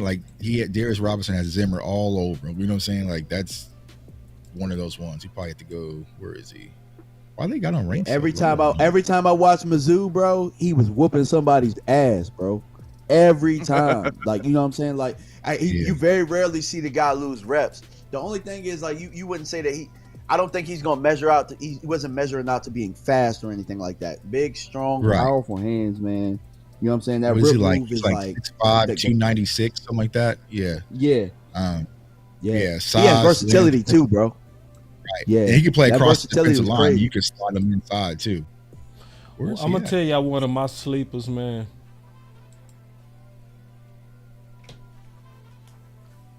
Brennan Jackson. Yeah. Yep. He one of my sleepers. Low He key, my- the Pac-12, boy. Pac-12 was kind of tough, low key. Yeah, I like what I saw to him, especially his motor. Play real old school player, man. I feel like he also one of those traditional defensive ends that Zimmer like. He not an outside linebacker. He can put his hand in the ground. So anyway, what's your last one, D.M.V, so we can do this last simulator? Get on out of here. Oh, we already talked about Chop, so we don't gotta talk about Chop. But Braylon Trice I out of would Washington. want to talk about Chop though, because I don't think we spent a lot of time on Chop. Because Chop one of my I top like guys. Trice too, though. Yeah, Chop, man, look, bro, athletic, explosive. We talked about Micah Parsons a little bit, you know what I'm saying? But he to me, he's a little bit raw, but he has the ability to be a game changer. You know what I'm saying? His frame right now, for what we saw, looks a little bit lean, but that motor is ridiculous. Yeah. Oh my God. Like, motor is something that like, to me, remember Mozzie last year, we didn't like Mozzie's motor. I didn't. You know what I'm saying? I did not. Yeah, I love motor because it's contagious. And then, you know what I'm saying? Everybody starts doing that. You know what I'm saying? But I will tell you this. His highlights look a lot different than his game tape.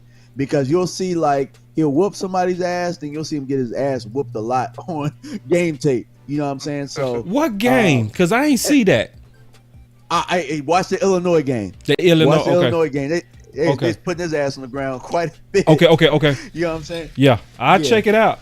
Because I look for that. I did look for that. I wanted to see what's his full game matching his highlights. But his highlights, but like the ceiling with him is so high, bro, that like if he's sitting right there, like think about this, right? And I'm gonna make my point real quick.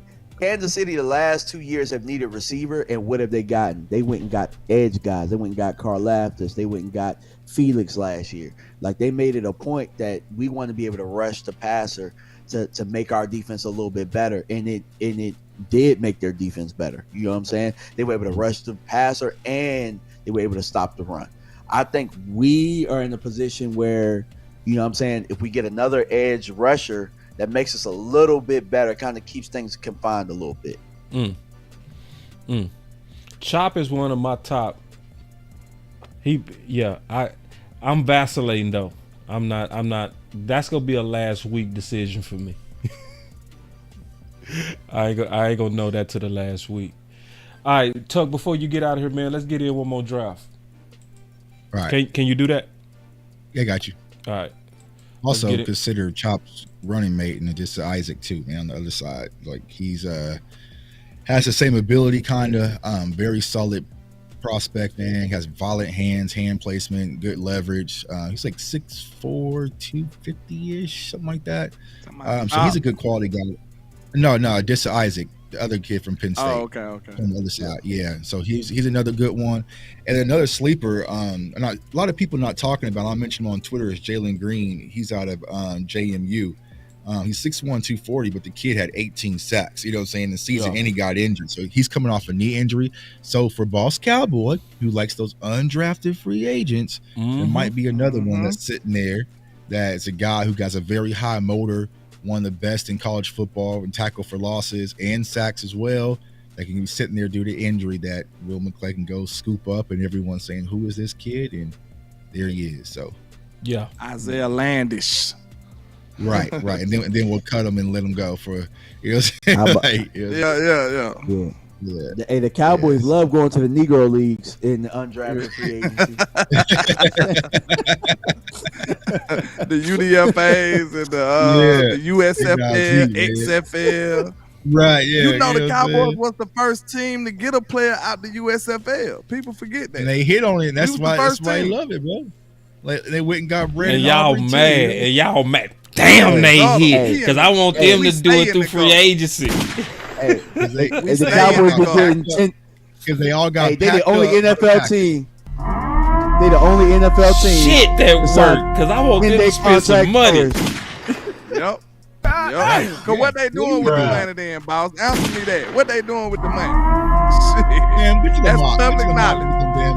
They paying all the money to the quarterback. Man, I'm so sick of them hitting when it's cheap. I want them to spend some money. Bruh. Oh, hell Everybody no. else. Everybody else spending money. Y'all can spend money too. Right. Screw it. It was like, listen, man, I'm sick. Daddy, I'm sick of you taking me to the grocery store when it look like this. Can't even name the Chiefs undrafted free agent. That's what we do. Steven Jones give us the That's the cheap cheese, Daddy. Look, that tissue hurt, Daddy, when I wipe with that tissue, Daddy. I don't know if y'all struggle like me. My mom used to give me a speech outside the store. Don't ask for nothing. Don't touch Don't ask for nothing. Don't look at nothing.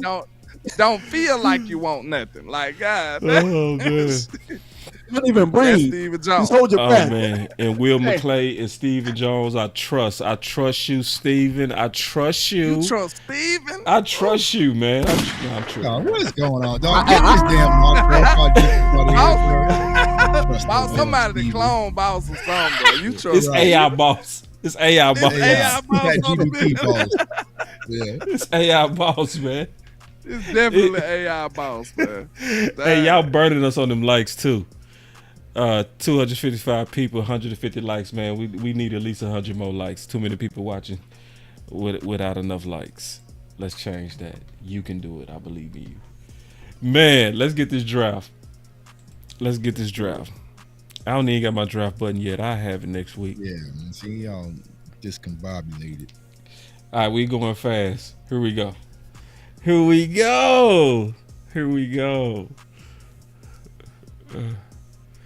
All right. Ooh. Interesting. That first trade might not have been that bad. But yeah. Oh, yeah. We can talk about I didn't even look at it. Not tonight. All right. Go. Okay, I got you. Hold on. We gotta sign go we gotta sign a tiebreaker. That's you, D.M.V. All right, I'm tiebreaker. I mean, y'all gotta go first then. No, you can go. No, y'all go, cause yeah, I'm the tiebreaker. Okay. All right, hold on real quick. Let me look at it. Offense. Oh, that's easy for me. It's easy for me. Y'all like Hoffman over Jackson Powell Johnson? I like Graham over Jackson Powers. Where you gonna play him at? I can play him center or guard. I would give Landlord his wish, but you know. Man, give me out of my Mitchell and go ahead and let me go. I'll leave you. I'll be done. I'm done. Hey. Who you want? Me? Man, I'm going Number Graham 32 Burton, right bro. now. That's easy. Number 32 right now. Man, good Dak one of them young receivers, but he gonna go crazy. Tiebreaker. We got us a fight.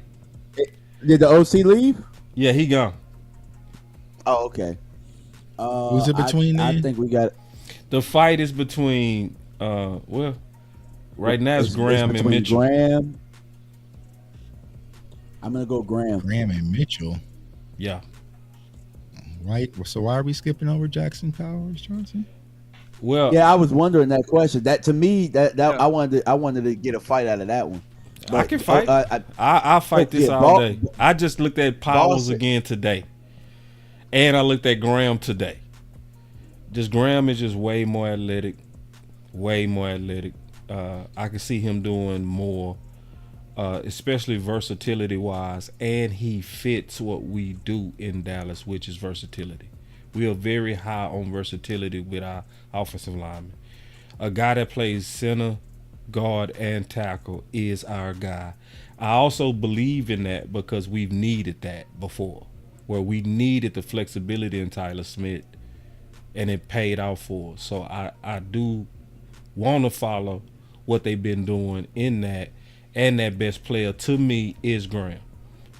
And I feel like now, who's a more natural center That's Jackson easily. You know what I mean? Right? That's easily. But for the flex, for the instant improvement, Graham. I'm gonna go with Graham Barton. If I'm Which the position he better at then, boss? He's gonna have to play guard. He can't play tackle at the NFL level. I'm about to say, which position is he best at?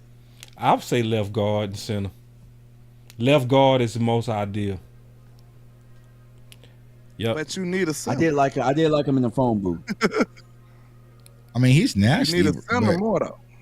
You need a center more. You know what I'm saying? That's where I'm you at. Can play him at center too. You can play him at center too. But will he be a better center than Jackson Powers Johnson? If the answer is no, it's a clear option. On some things, yes. On some things, no. I think his athleticism will allow him to climb to the second level better, easier than Jackson. You know, because he's very athletic. Like he got some very good hips, man. Very good quickness. And the thing about the versatility that he offers is, though, it seems like it'll only benefit you in the case of emergency, right? Or either, because think about it, you're not gonna care about how versatile he is if he ball out in the position that you start him at. That's kind of what happened with Tyler Smith. Yep. So if you throw Graham Barton out there and he's a guard, he good enough to start right now as a left guard or center right now. You know what? I made my decision. Which one you value him the most out of? I value Graham. I feel like Graham is also more physical than Powers. Even though Powers is nasty, I feel like Graham is nastier. But my pushback, if I'm the decision maker, if that's who I coined is, how are you going to say that Graham can play guard or even center when he's never played the position before? Either he has never played guard, he's never played center. He has 0 snaps at both positions. Well, for what I researched, he played center, guard, and tackle. Now, I haven't.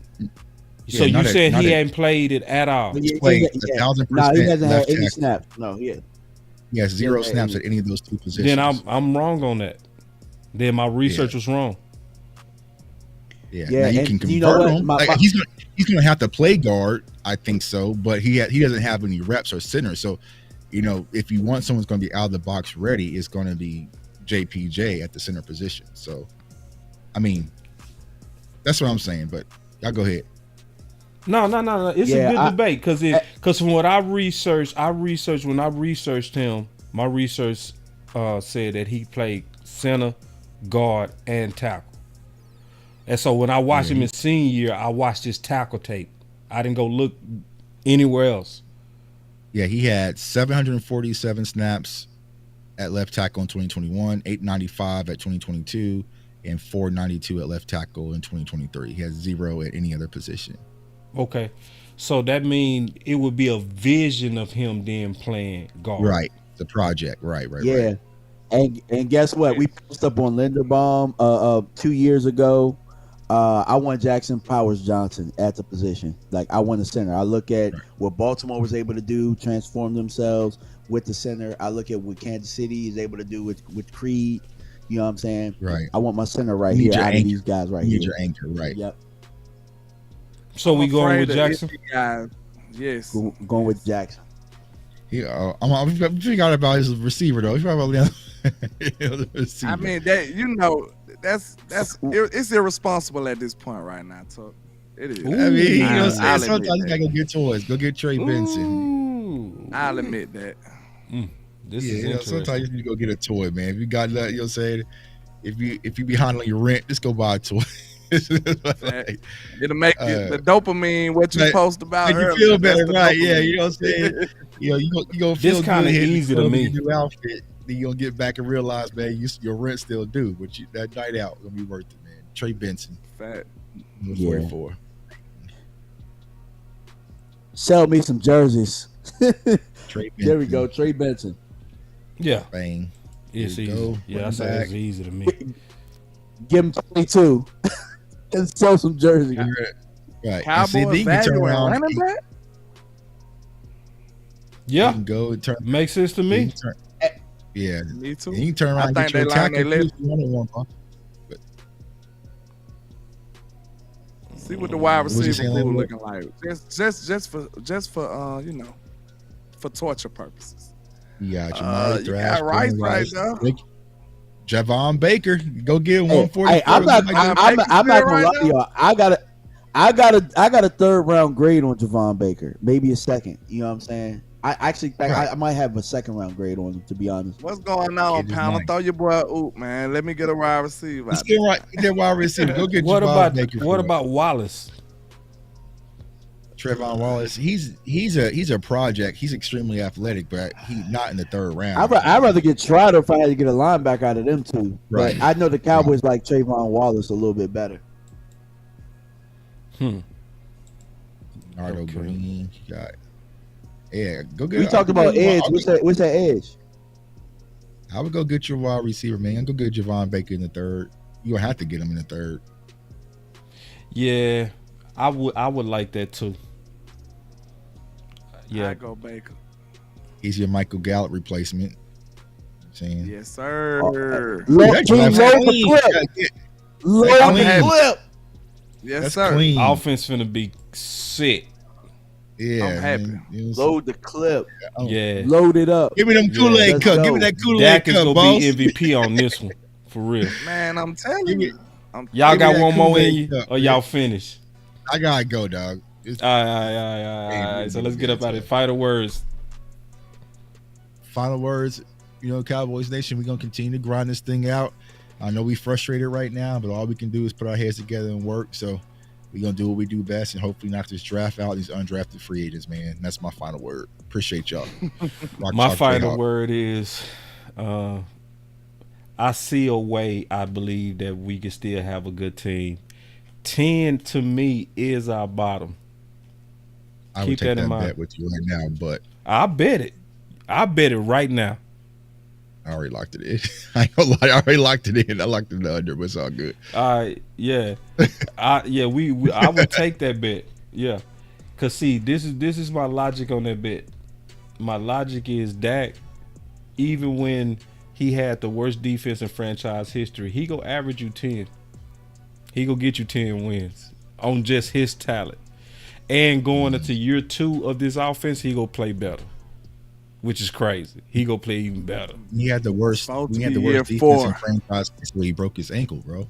Yeah, I know. Getting cooked that year. Yeah, I know, but he was. Year. But no, but you remember losing the Cleveland Browns when you had? Yeah, I remember. A watermelon kick to. I remember. But Dak, when Dak plays a full season, he go average 10 wins. He go average you 10 wins. Line's at 10. Over unders at 10.5 right now. So I ain't telling nobody what to do with their money, but. Yeah, I mean, yeah. Wait till after the draft, though. You gotta wait till after the draft. 9.5. I would have been over. Nah, bro. Hey, bro, slam it right now. If they do what I want them to do, if it's 10.5, I'm going under.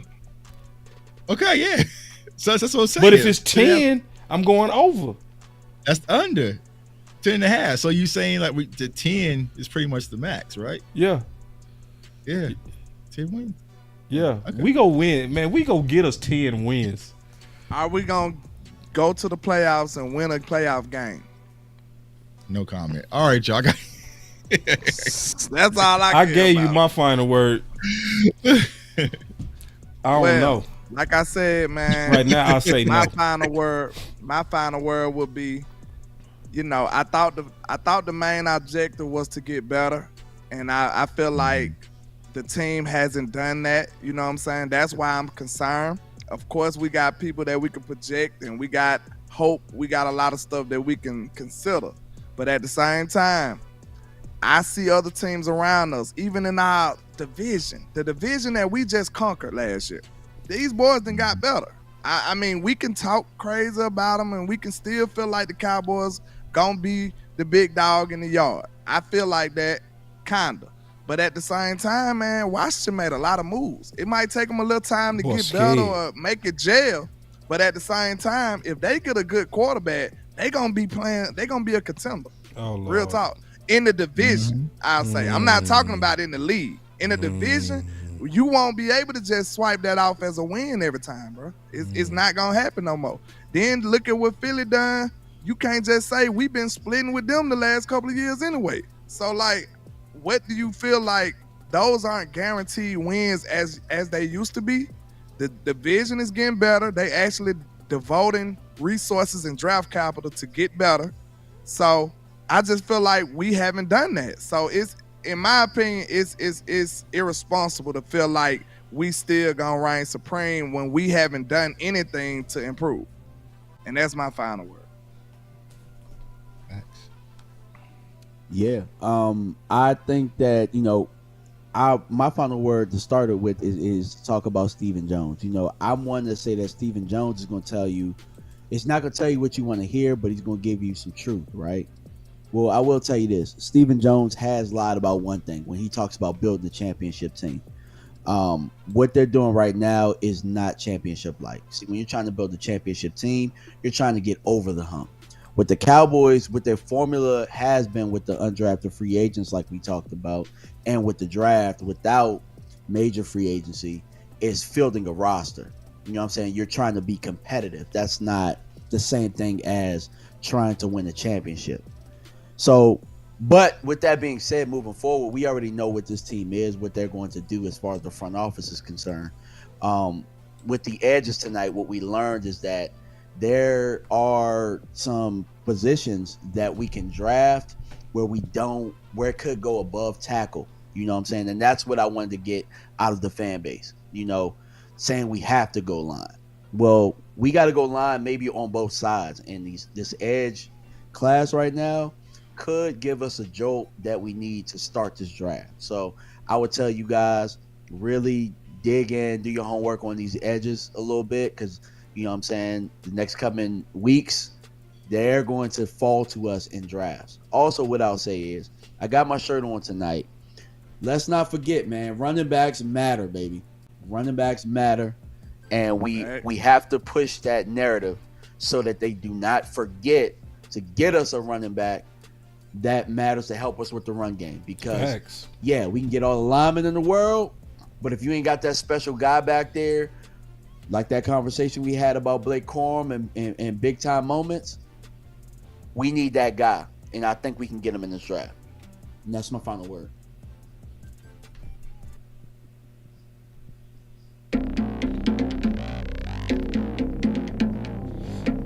Good final word, fellas. Different thoughts. True. Different thoughts. That's all I want to make it good. Yeah. I just wanna run. So, Landlord. Can we check or something? Yes, sir. You look like you back feeling bad, bro. You feeling bad again. I had you feeling good when we was on the phone. You made me feel a little better, but I kept thinking about it. You know what I'm saying? It just ain't enough. Look, that's the difference. It's good, but it's just not enough. And if it was up to me, if it was up That's to the little problem. old me to make a pick, it would probably go a little something like this.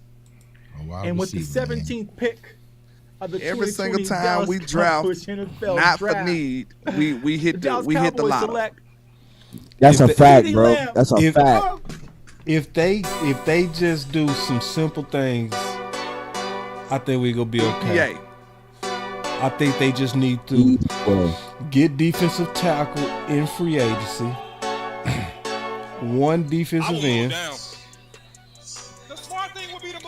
Maybe Zeke. Boss could be a trade down here with Justin. Something like that.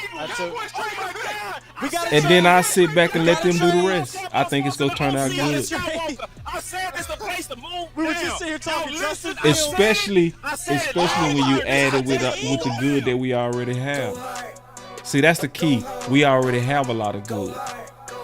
You know? So, yep. So it's to me it's about them shoes. When the circle turn to my home, can't get me out of my zone. Go hard, or go home, go. I love Parsons as a rush defensive end, right? If you draft him and you put him on the end, turn him into another DeMarcus Ware. Let him rush the quarterback, get upfield, and create damage to the other opposing offense. We got the pick. Man, here it is. We got the pick.